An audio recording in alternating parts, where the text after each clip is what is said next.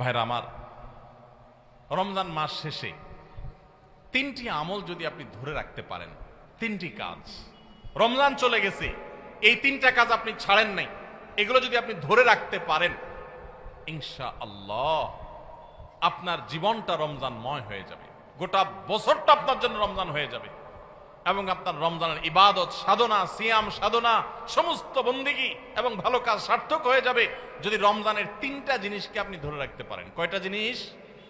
তিনটা। বলবো সেগুলা। নাম্বার 1, 5 ওয়াক্ত নামাজ।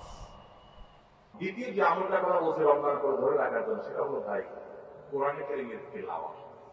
নাম্বার 3 নম্বর আমল হলো রমজান মাসটা মূলত গুনাহ ত্যাগের মহড়ার মাস, গুনাহ ত্যাগের প্রশিক্ষণ নেওয়ার মাস। আল্লাহ বলেছেন কুতিবা আলাইকুমুস সিয়ামু কামা কুতিবা আলাল লাযিনা মিন ক্বাবলিকুম লাআল্লাকুম তাত্তাকুন।